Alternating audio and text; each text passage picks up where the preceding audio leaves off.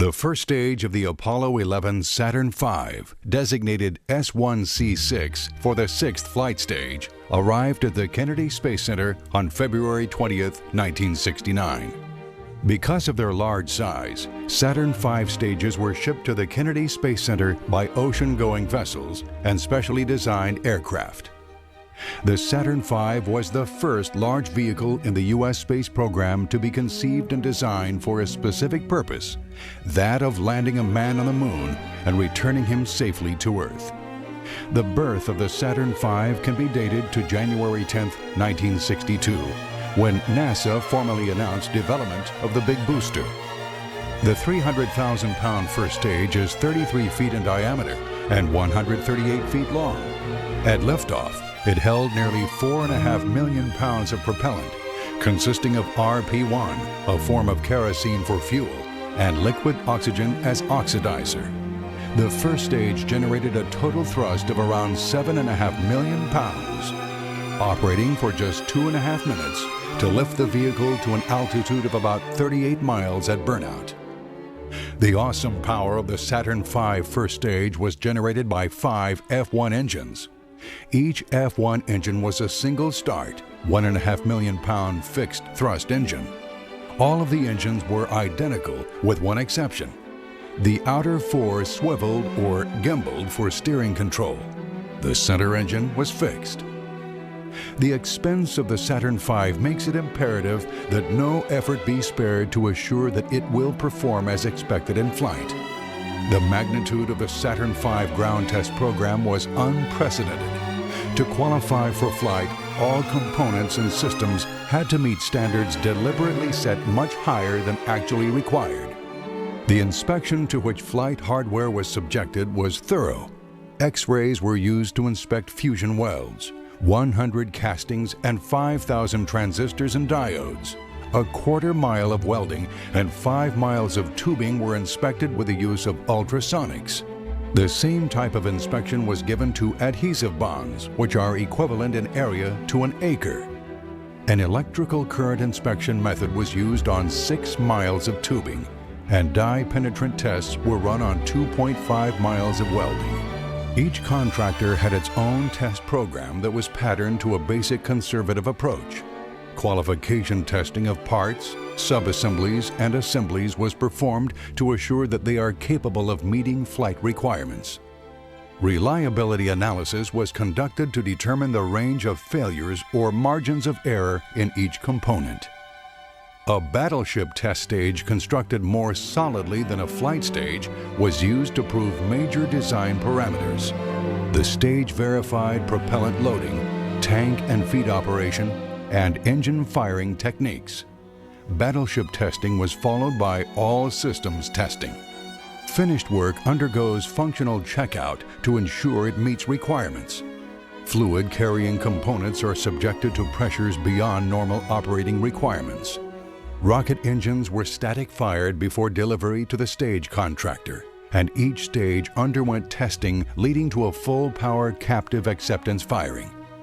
After refurbishment and a post-firing checkout, it was shipped to Kennedy Space Center. Upon arriving and being offloaded at the dock, the stage would enter a low bay of the VAB, or Vehicle Assembly Building. The VAB consists of a high bay area 525 feet tall, a low bay area 210 feet tall, and a 4-story launch control center connected to the high bay by an enclosed bridge. There are 4 assembly and checkout bays in the high bay area. The low bay contained 8-stage preparation and checkout cells equipped with systems that simulated stage interfaces. Saturn V stages went into the VAB low bay area where preparation and checkout began.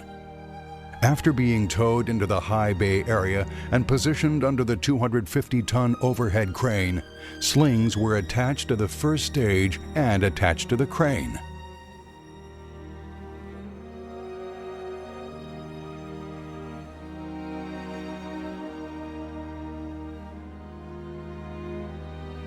The stage is lifted to a vertical orientation and then positioned over the mobile launcher. At this stage in the process, the first stage is still missing the engine nozzle extensions and fairings and fins. These will be added later. The VAB had 141 different lifting devices at the time of the Saturn V, ranging from 1-ton mechanical hoists to two 250-ton high bay bridge cranes. Each pair of high bays shares a bridge crane. The cranes have a lifting range of 456 feet and a travel distance of 431 feet. When the stage is positioned over the mobile launcher, it is lowered into place. Then it is secured to 4 hold-down and support arms. These support the entire space vehicle during launch preparation and provide hold-down during thrust buildup prior to launch.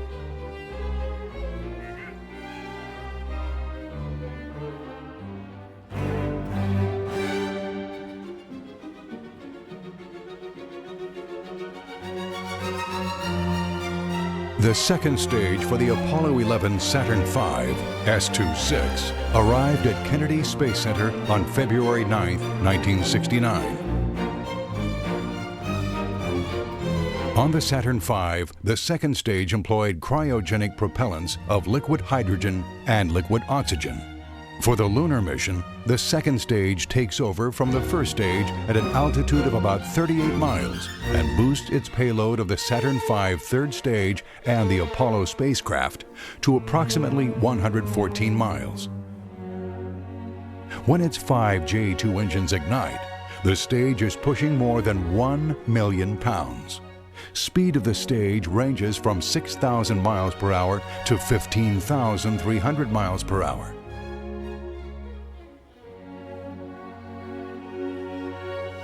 The beginning of the second stage boost is a two-step process. When all the F1 engines of the first stage have cut off, the first stage separates. Ullage rocket motors around the base of the second stage then fire for approximately 4 seconds to give positive acceleration to the stage prior to engine ignition. About 30 seconds after the first stage separation, the part of the second stage structure on which the Ullage rockets are located, the aft interstage, is separated by firing explosive charges. This second separation is a precise maneuver. The 18-foot high interstage must slip past the engines without touching them. With the stages traveling at great speed, the interstage must clear the engines by only a little more than 3 feet.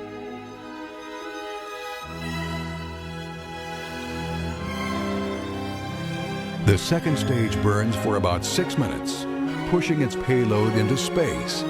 The 81-foot second stage is basically a container for its 942,000 pounds of propellant, with engines attached at the bottom. Propellants represent more than 90% of the stage's flight weight.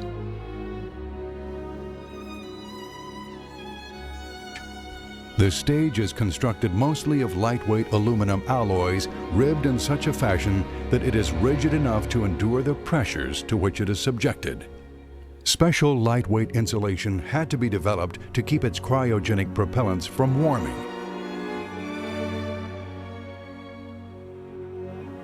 The second stage developed its power through 5 Rocketdyne J2 engines, a high-performance upper stage propulsion system. Each engine developed a maximum vacuum thrust of 225,000 pounds. All J2 engines were identical when delivered. They all were designed to be restarted in flight.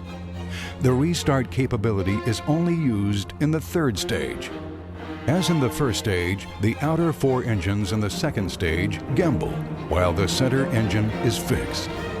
The second stage of the Apollo 11 Saturn V was erected at the top of the first stage on March 4, 1969. Using the 250-ton bridge crane, the stage was lifted into position with the aft interstage attached.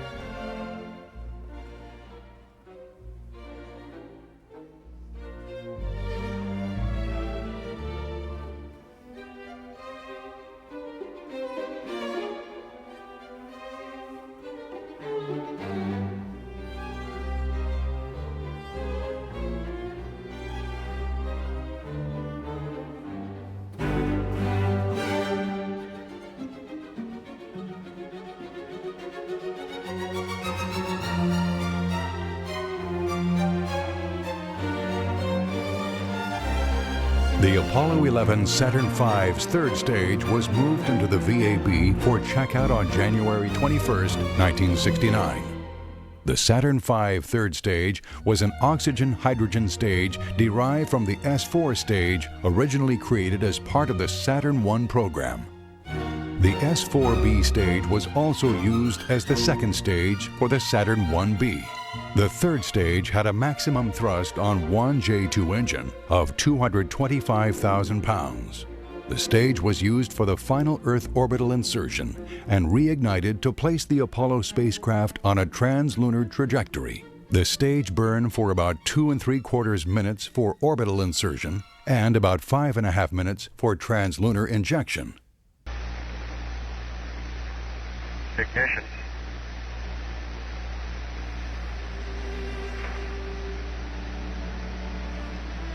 We confirm ignition and the thrust is go.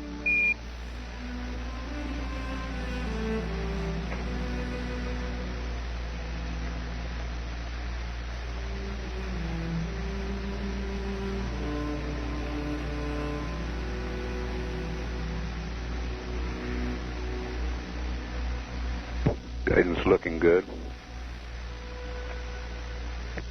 Velocity 26,000 feet per second.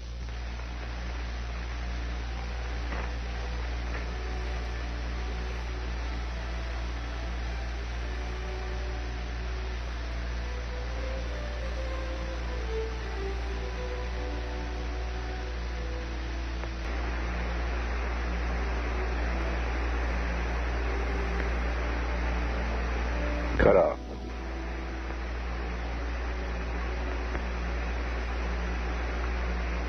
We're showing velocity 35,570 feet per second, altitude 177 nautical miles.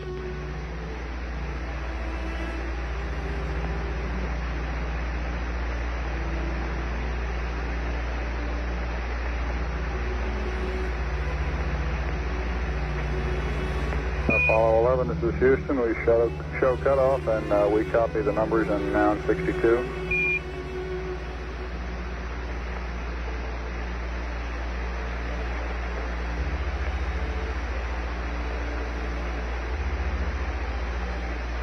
Apollo 11, Houston, do you read?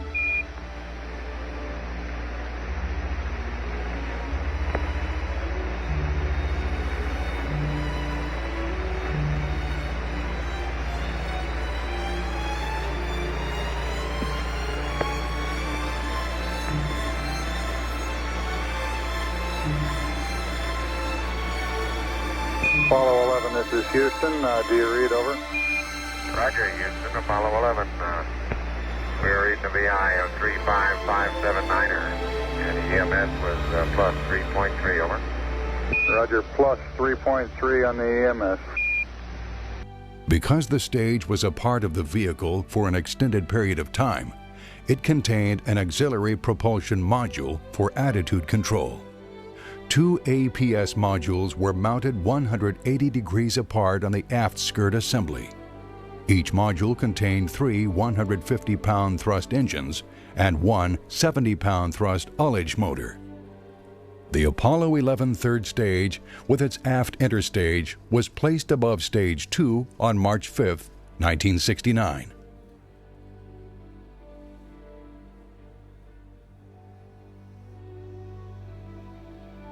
The instrument unit is the Saturn V's nerve center. It contains the electronic and electrical equipment needed for guidance, tracking, and communications of vehicle environmental and performance data. The IU also contains environmental control equipment for temperature control, batteries, and power supplies to furnish operating power for electronic equipment. The stage structure is 260 inches in diameter and 36 inches high and becomes a load-bearing part of the vehicle. It supports the components within the IU and the weight of the spacecraft. Several tracking systems are used to follow vehicle trajectory during ascent and orbit. Vehicle antennas and transponders, which increase ground-based tracking systems' range and accuracy, make up the IU's tracking equipment.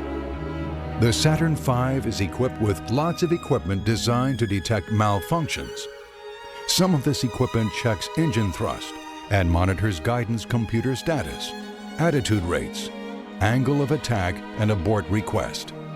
This emergency detection information is flashed to the IU, where it is routed to the emergency detection distributor in the electrical system. In the case of an emergency, the system will turn on a light in front of the astronauts. If the spacecraft abort selector switch is in the automatic abort position, the abort will take place without further crew participation. The action cannot be vetoed by the astronauts. However, if the selector switch is in the manual position, the crew makes the decision when to abort a mission.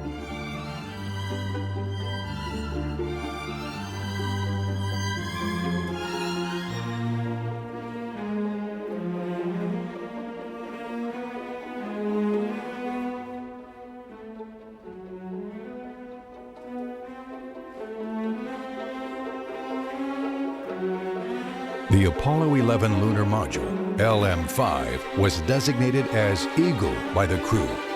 The lunar module is a two-stage vehicle designed for space operations near and on the moon.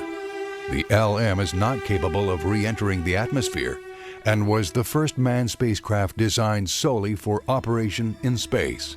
The lunar module stands 22 feet 11 inches high and is 31 feet wide diagonally across the landing gear. Joined by 4 explosive bolts and umbilicals, the ascent and descent stages of the LEM operate as a unit until staging, when the ascent stage functions as a single spacecraft for rendezvous and docking with a CSM. 3 main sections make up the ascent stage: the crew compartment, midsection, and the aft equipment bay. Only the crew compartment and midsection are pressurized at 4.8 pounds per square inch. The cabin volume is 235 cubic feet. The descent stage consists of a cruciform load-carrying structure of 2 pairs of parallel beams, upper and lower decks, and enclosure bulkheads. The center compartment houses the descent engine, and descent propellant tanks are housed in the 4 square bays around the engine. The descent stage measures 10 feet 7 inches high by 14 feet 1 inch in diameter. In a retracted position until after the crew mans the LEM, the landing gear struts are explosively extended and provide lunar surface landing impact absorption. The main struts are filled with crushable aluminum honeycomb for absorbing compression loads. Foot pads 37 inches in diameter at the end of the landing gear provide support on the surface. Each pad except the forward pad is fitted with a lunar surface sensing probe which signals the crew to shut down the descent engine upon contact with the lunar surface. Eagle had a launch weight of 33,205 pounds.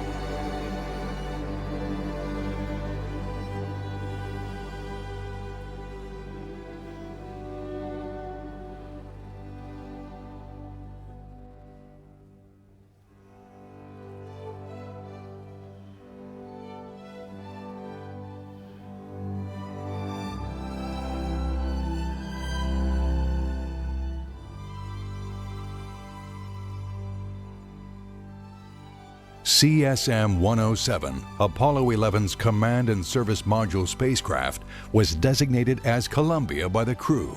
It consisted of a service module 12 feet 10 inches in diameter and 24 feet 7 inches high. For the Apollo 11 mission, it weighed 51,243 pounds at launch. Aluminum honeycomb panels 1 inch thick form the outer skin, and milled aluminum radial beams separate the interior into 6 sections around a central cylinder containing 2 helium spheres, 4 sections containing service propulsion system fuel and oxidizer tankage, another containing fuel cells, cryogenic oxygen and hydrogen, and 1 section essentially empty. The service propulsion system provided thrust for large spacecraft velocity changes through a gimbal-mounted 20,500-pound thrust hypergolic engine using a nitrogen tetroxide oxidizer and a 50-50 mixture of unsymmetrical dimethylhydrazine and hydrazine fuel. The command module is a pressure vessel encased in heat shields, cone-shaped 11 feet 5 inches high with a base diameter of 12 feet 10 inches and a launch weight of 12,250 pounds. The command module consists of the forward compartment, which contains 2 reaction control engines and components of the Earth landing system, the crew compartment or inner pressure vessel containing crew accommodations, controls and displays, and many of the spacecraft systems, and the aft compartment housing 10 reaction control engines, propellant tankage, helium tanks, water tanks, and the CSM umbilical connection. The crew compartment contained 210 cubic feet of habitable volume. The command module Earth landing system includes the drogue and main parachute system, as well as post-landing recovery aids. In a normal entry descent, the command module forward heat shield is jettisoned at 24,000 feet, permitting mortar deployment of 2 reefed 16.5-foot diameter drogue parachutes for orienting and decelerating the spacecraft. After drogue release, 3 mortar-deployed pilot chutes pull out the 3 main 83-foot diameter parachutes with 2-stage reefing to provide gradual inflation in 3 steps. 2 main parachutes out of 3 can provide a safe landing. Apollo 11, Houston, you're a go for TEI, over. Apollo 11, thank you. This is Apollo Control at 134 hours, 48 minutes. It continues very quiet here in Mission Control. The flight controllers have been observing the crew inputs to their computer, monitoring as the crew prepares for the trans-Earth injection burn, scheduled to occur at about 35 minutes from now. This is Apollo Control. We're now less than 30 seconds from the time at which trans-Earth injection is scheduled, the burn to start Apollo 11 on its trajectory back to Earth. We're now 15 seconds from the scheduled ignition time. That burn will last about 2 minutes 28 seconds and consume 10,000 pounds of propellant.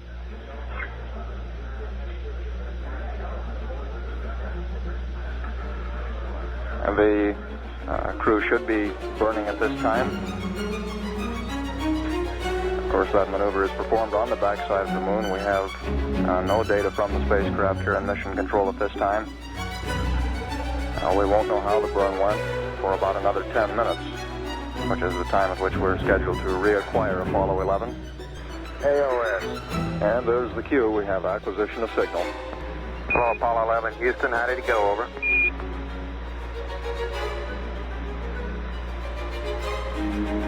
Time to open up the LRL doors, Charlie. Roger, we got you coming home. It's well stocked.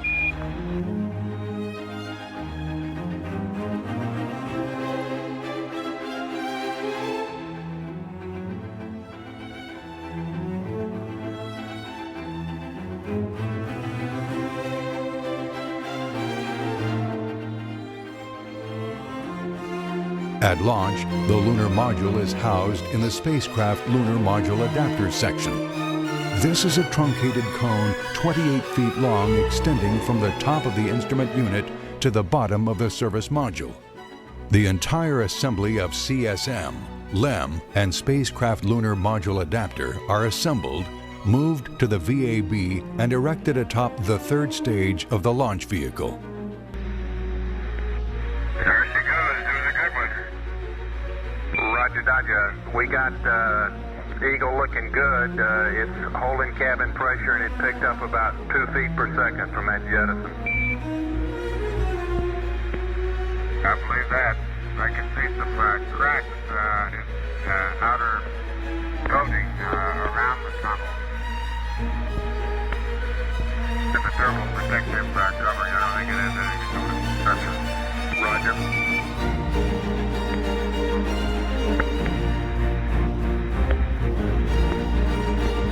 Hello, Columbia, Houston. We'll have a attitude and a little blip burn for you at about 130 so we can separate from Eagle, over. That's fine.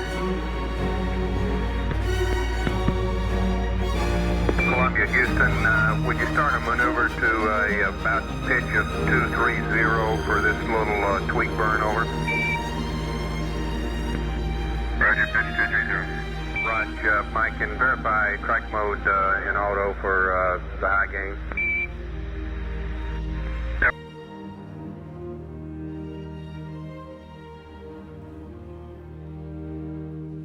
The crewmen of Apollo 11 spent more than 5 hours of formal crew training for each hour of the mission's 8-day duration. This training included detailed briefings on spacecraft systems, operation and modifications, Saturn launch vehicle briefings on countdown, range safety, flight dynamics, failure modes, and abort conditions. Briefings were held and continuous training done on mission photographic objectives and use of camera equipment. Stowage reviews and practice in training sessions in the spacecraft mock-ups and command module simulators allowed the crewmen to evaluate spacecraft stowage of crew-associated equipment. More than 400 hours of training per man in command module and lunar module simulators were conducted, along with entry corridor deceleration profiles at lunar return conditions in the centrifuge. Lunar surface briefings and 1G walkthroughs of lunar surface EVA operations were conducted. In addition, the crew became familiar with the flight hardware through visits to the manufacturing facilities and through altitude chamber runs with both spacecraft. In these runs, the spacecraft were placed in a condition simulating flight pressure.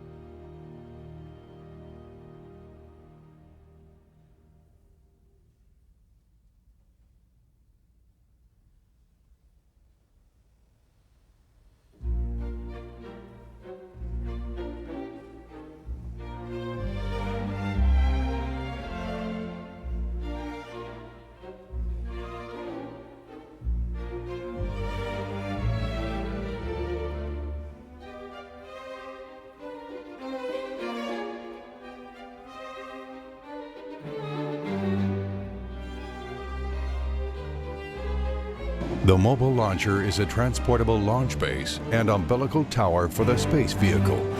3 mobile launchers were used at Launch Complex 39. The launcher base is a 2-story steel structure, 25 feet high, 160 feet long, and 135 feet wide. It is positioned on 6 steel pedestals, 22 feet high, both in the VAB and at the launch pad. At the launch pad, the launcher was also stiffened by 4 extendable columns designed to counter rebound loads if the Saturn engines cut off. The umbilical tower, extending 398 feet above the launch platform, is mounted on one end of the launcher base. A hammerhead crane at the top has a hook height of 376 feet above the deck. The 12 million pound mobile launcher stands 445 feet high when resting on its pedestals. The launch vehicle sits over a 45-foot square opening which allows an outlet for engine exhaust into the launch pad trench containing a flame deflector. This opening is lined with a replaceable steel blast shield, independent of the structure, and is cooled by a water curtain initiated 2 seconds after liftoff. There are 9 hydraulically operated service arms on the umbilical tower. These service arms support lines for the vehicle umbilical systems and provide access for personnel to the stages as well as the astronauts to the spacecraft. On Apollo 11, one of the service arms is retracted early in the count. The Apollo spacecraft access arm is partially retracted at T-minus 43 minutes. A third service arm is released at T-minus 30 seconds and a fourth at about T-minus 16 seconds. The remaining 5 arms are set to swing back at vehicle first motion. The Apollo Access Arm, Service Arm 9, located at the 320-foot level above the launcher base, provides access to the spacecraft cabin for the closeout team and astronaut crews. The flight crew boards the spacecraft starting at about T-minus 2 hours, 40 minutes. The Apollo 11 vehicle is secured to the mobile launcher by 4 combination support and hold-down arms mounted on the launcher deck. The hold-down arms are cast in one piece, about 6 by 9 feet at the base and 10 feet tall, weighing more than 20 tons. Damper struts secure the vehicle near the top. After the engines ignite, the arms hold Apollo 11 for about 6 seconds until the engines build up to 95% thrust. The arms release on receipt of a launch commit signal at the 0 mark in the count. The vehicle is prevented from accelerating too rapidly by controlled release devices. The 6 million pound transporters move mobile launchers into the VAB and mobile launchers with assembled Apollo space vehicles to the launch pad. They are also used to transport the mobile service structure to and from the launch pad. 2 crawler transporters were constructed and are still used today to transport space shuttle vehicles. Maximum speed of the transporter is about 1 mile per hour loaded. The 3.5-mile trip to Pad A with Apollo 11 took about 6 hours. The transporter has a leveling system designed to keep the top of the space vehicle vertical within plus or minus 10 minutes of arc, about the dimensions of a basketball. The system also provides leveling operations required to negotiate the 5% ramp which leads to the launch pad and keeps the load level when it is raised and lowered on pedestals. The transporter moves on a roadway almost as broad as an 8-laned highway and is designed to accommodate a combined weight of about 18 million pounds. The roadway was built in 3 layers with an average depth of 7 feet. The base layer is 2.5 feet of hydraulic fill. The next layer consists of 3 feet of crushed rock. The top is covered with a cover of river rock, 8 inches deep.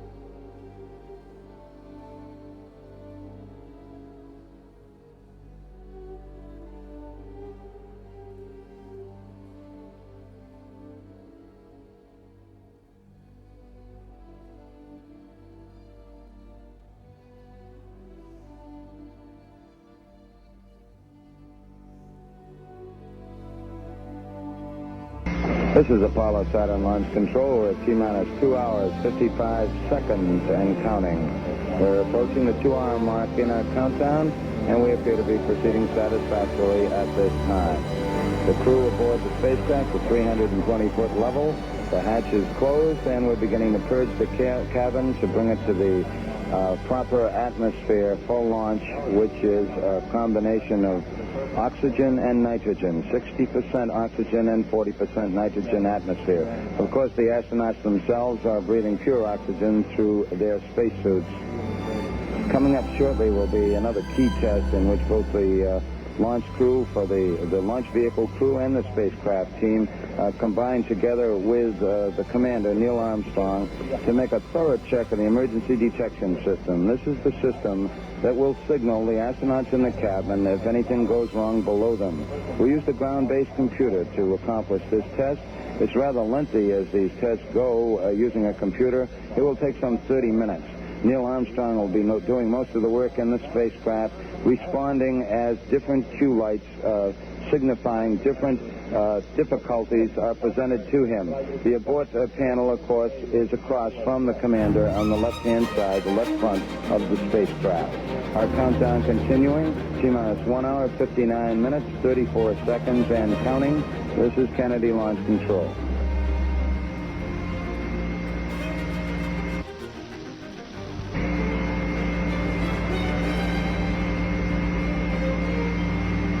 This is Apollo Saturn Launch Control, T-minus 1 hour, 50 minutes, 55 seconds, and counting. We're proceeding with the countdown for the Apollo 11 mission at this time, and it's going satisfactorily. At this point, the spacecraft commander, Neil Armstrong, in the process of working the emergency detection system test. This is a check of the emergency detection system, working with the launch crew here in the firing room, and also the spacecraft team in control rooms back at the Manned Spacecraft Operations building here at the Kennedy Space Center. All going well with these tests at the present time. We're flowing hydrogen back into the third stage of the Saturn V launch vehicle after having difficulty with that leaking valve. It appears that we are bypassing the use of the valve directly in loading the hydrogen aboard, but we are getting the hydrogen back in to replenish the supply. All appears to be going well at this time. Weather is go. We're coming up on 1 hour and 50 minutes. This is Kennedy Launch Control.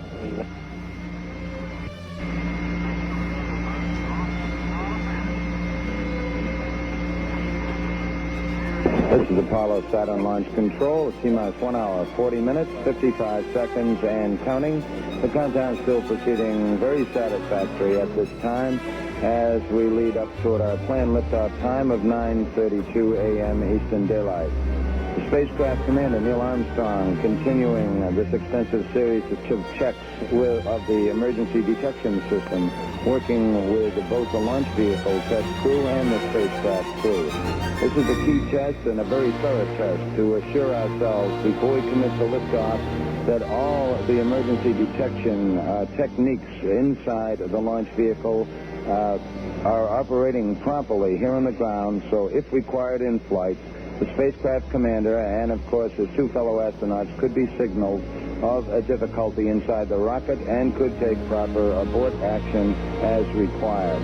Thus far, the three astronauts aboard the spacecraft have just been giving business-like responses back to the directions and checks, working with the spacecraft conductor, Skip Chauvin, as he runs down his procedures as the countdown continues.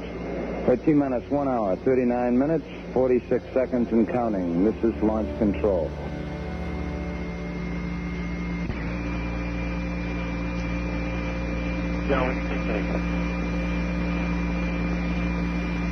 Just like this.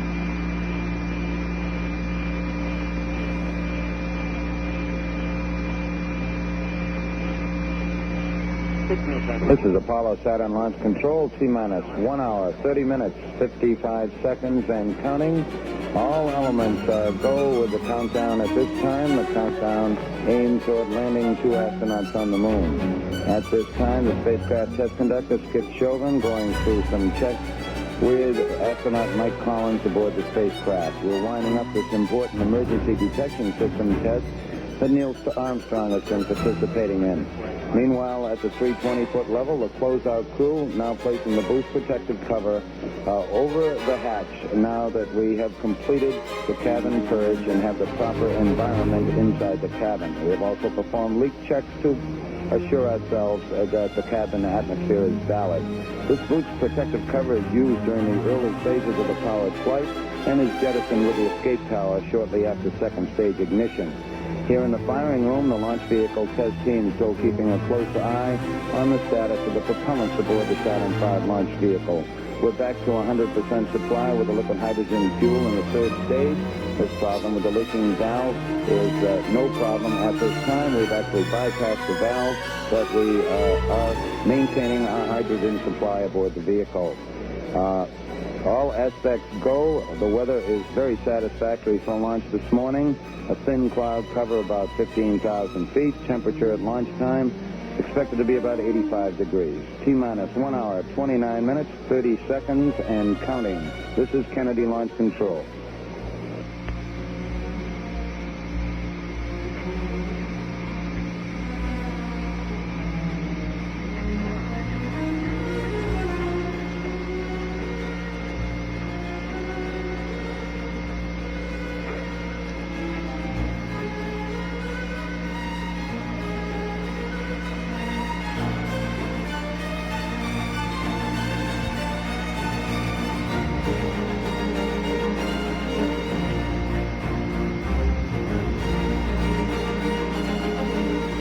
This is Apollo Saturn Launch Control. T-minus 1 hour, 20 minutes, 55 seconds, and counting. All still go with the countdown for Apollo 11 at this time.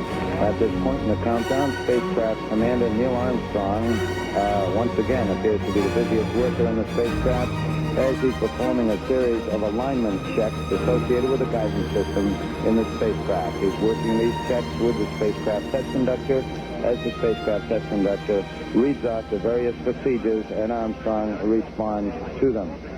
The astronauts aboard the spacecraft also were informed by the spacecraft conductor a short while ago that the launch vehicle is go at this time. The hydrogen problem that we did encounter earlier has been solved. That's real good news, said Armstrong, and then he went back to work shortly thereafter. We're now coming up on the 1 hour, 20-minute mark in the countdown. This is Kennedy Launch Control. This is Apollo Saturn Launch Control. T-minus 1 hour, 11 minutes, 55 seconds, and counting. The countdown for Apollo 11 still going very satisfactorily at this time. In most cases, we're a matter of 5 or 10 minutes ahead of the countdown procedures. The crew in the White Room at the 320-foot level who have been aiding the astronauts up to this time are just in the process of finishing up their work. They've been advised by the spacecraft test conductor that they'll probably be able to move out in about 3 minutes or so. Once this is accomplished, once the closeout crew does depart, we'll be ready to move that swing arm back, swing arm 9. It will be moved 12 degrees away from the spacecraft hatch. This is about 5 feet away from the hatch.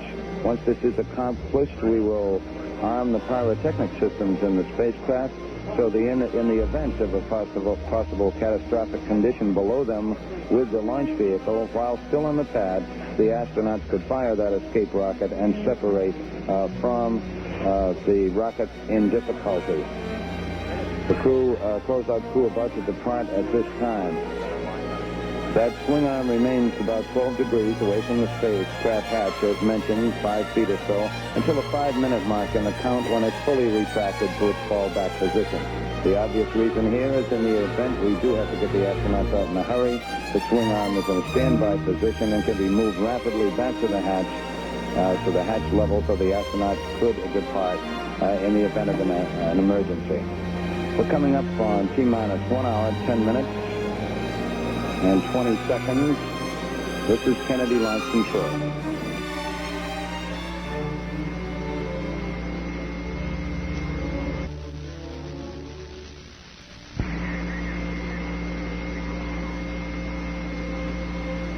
This is Apollo Launch Control at 1 hour, 7 minutes, 25 seconds, and counting. Countdown still proceeding satisfactorily. For those People who would like to synchronize their watches in relation to the count will synchronize on 26 minutes past the hour, which is now about 65 seconds away. We'll count down the last 5 seconds to 26 minutes past the hour. We're now 1 minute away from 26 minutes past the hour. In the meantime, we do have information from the civil defense agencies in the area. The estimate is more than 1 million persons are in the immediate area in Brevard County to watch the launch. Now 40 seconds away from 26 minutes past the hour.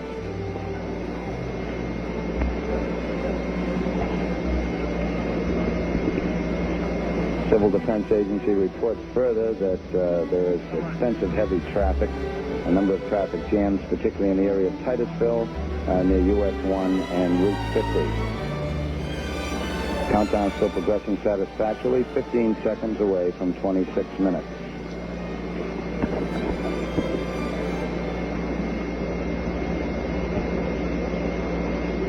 Five, 4, 3, 2, 1, mark. 8:26 a.m. Eastern Daylight Time.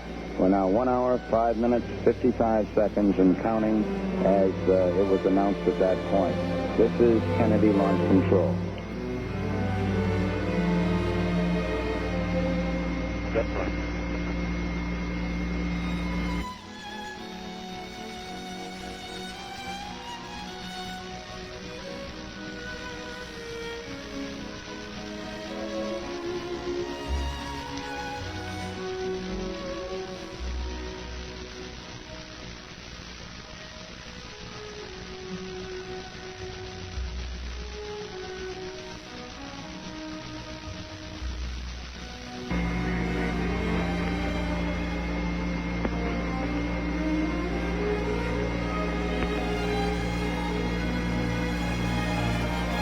This is Apollo Saturn Launch Control, T-minus 61 minutes and counting. T-minus 61 minutes on the Apollo 11 countdown, and all elements are go at this time. Astronaut Neil Armstrong has just completed a series of checks on that big service propulsion system engine that sits below him in the stack. We want to assure ourselves before liftoff that that engine can respond to commands from inside the spacecraft. As Neil Armstrong moved his rotational hand controller, we assured ourselves that the engine did respond by swiveling or gimbaling. This, of course, is important for maneuvers in space. The countdown is still proceeding very satisfactorily, other than 2 minor problems. Since we picked up the count at 11 p.m. Eastern Daylight Time last night, all has gone well. As we approach the 1 hour mark now in the count, a series of radio frequency and telemetry checks will be in progress with the launch vehicle. We'll also check out the tracking beacon in the instrument unit that travels as a guidance system for the Saturn V during the powered phase of flight. Now 59 minutes, 48 seconds and counting. This is Kennedy Launch Control.